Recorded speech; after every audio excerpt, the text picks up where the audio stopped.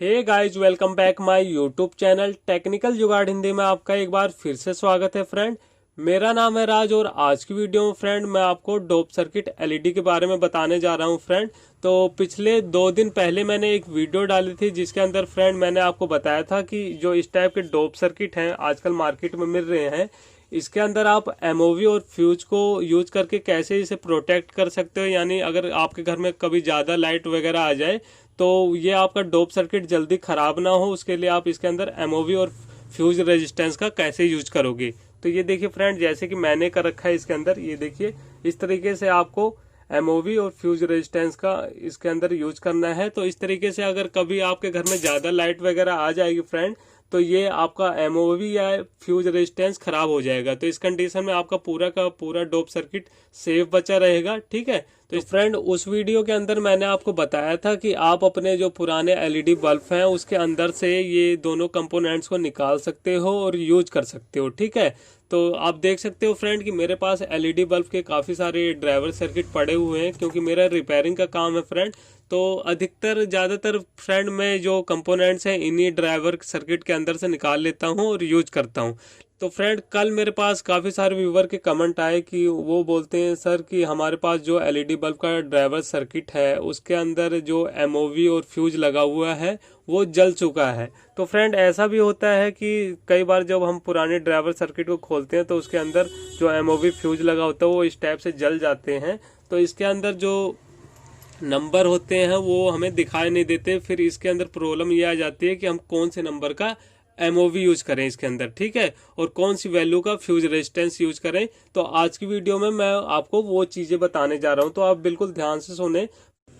तो फ्रेंड मैं आपको एक चीज बताना चाहूंगा कि मैंने अभी तक काफी सारे वाट के एलईडी बल्ब रिपेयर करे हैं, जिसमें से मेरे पास 7 वाट, 9 वाट, 12 वाट के एलईडी बल्ब सबसे ज्यादा रिपेयरिंग के लिए आते हैं। तो फ्रेंड उसके अंदर मैंने एक चीज देखी है, ऐसा कोई जरूरी नहीं है कि 7 वाट एलईडी बल्ब के लिए कोई स्पेशल एक नंबर का एमओवी बना हो और फ्यूज रेजिस्टेंस कोई स्पेशल वैल्यू का बना हो फ्रेंड। तो फ्रेंड मैंने जिस नंबर का और जिस वैल्यू का एमओवी 7 वाट एलईडी बल्ब के सर्किट में देखा है उसी नंबर और उसी वैल्यू का फ्यूज रेजिस्टेंस मैंने 9 वाट और 12 वाट एलईडी बल्ब के अंदर भी देखा है। तो ये बात आप बिल्कुल दिमाग से निकाल दो फ्रेंड कि कोई स्पेशल नंबर वाला एमओवी हमारे 7 वाट एलईडी बल्ब के अंदर लगेगा तो 9 वाट एलईडी बल्ब के लिए कोई दूसरे नंबर का एमओवी या फ्यूज रेजिस्टेंस लगेगा, ऐसा कुछ भी नहीं है, ठीक है। तो आप दिमाग से बिल्कुल ये चीजें निकाल दें।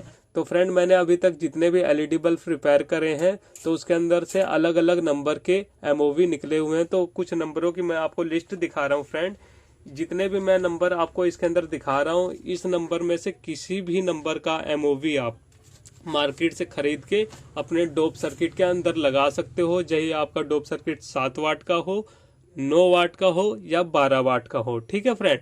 तो ये आप ध्यान से देख लीजिए, इसका आप स्क्रीनशॉट ले सकते हो। ये जो थोड़ा सा यहाँ पे कटिंग होगी मैं आपको बता रहा हूँ, ये 07K471, ठीक है, 471 है ये। तो आप इस नंबर को ध्यान से देख लें, बाकी तो आपको सब साफ साफ दिखाई दे रहा होगा फ्रेंड।